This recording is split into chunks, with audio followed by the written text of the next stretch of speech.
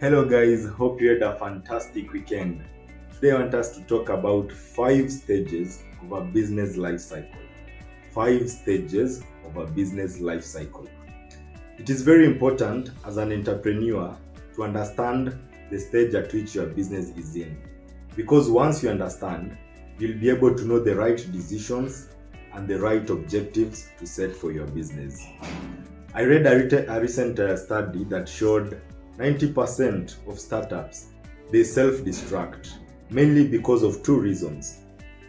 Number one is that the founders made bad decisions, and number two is they were unprepared for something that was coming. And all this is because they didn't understand the stage at which their business was. So it's very important to know at which stage your business is at. The first stage is called seed and development. Seed and development. At this stage is where you check the viability of your idea. At this stage is where you garner opinions about your idea. You do tests and you garner these opinions maybe from friends, from family, from colleagues, or from industry experts. And also while you do this, also be careful not to go to pessimistic people. There are some people who are just negative. No matter what you tell them, they'll tell you this is a wrong idea.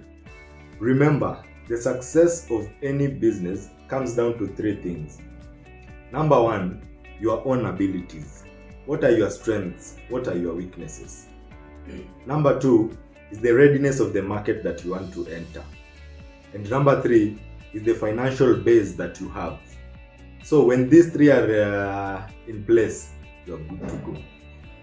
The second stage is what is called startup. This is where now you launch your business. Most people say this is the riskiest of all the stages. I think it's because 25% of startups fail to reach their fifth birthday.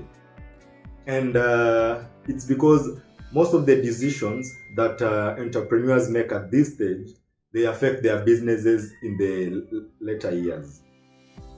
But also, don't worry about making mistakes at this stage because it's better to make mistakes and correct with a company that is this size than a company that is this size.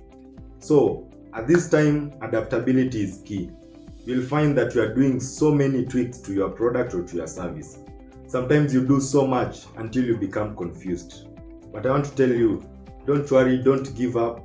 Clarity will come at some point. You just continue pushing on. The third stage is what is called now, the third stage is growth and establishment. Growth and establishment.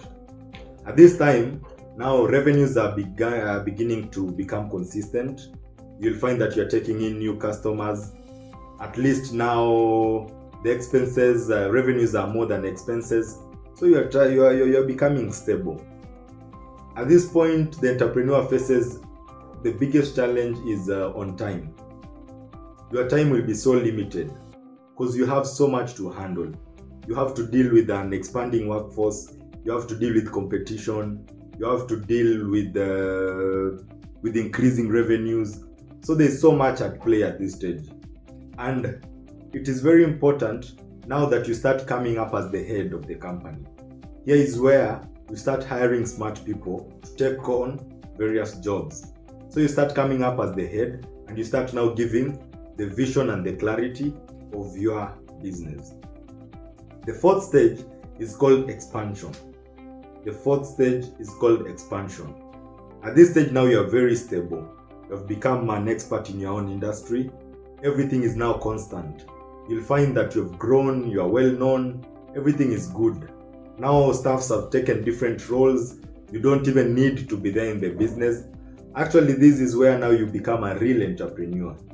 Because people call themselves entrepreneurs, but the real test of an entrepreneur is when you can leave your business for 90 days and still come back and you find it going. If you cannot do that, you are still a business owner. So at this point is where you can go even for 6 months and come back and things are rolling. Here you might consider now expanding to greater horizons, or even you might consider now jumping into new geographies. But remember, the success of one industry doesn't mean that you'll be successful in another industry. Also, be very careful to be comfortable. With technology nowadays, you cannot say now you are the king. It will be very easy for some people to come and disrupt you up there. The last stage is what is called maturity and possible exit. Maturity and possible exit. Here is where now your company is at its peak.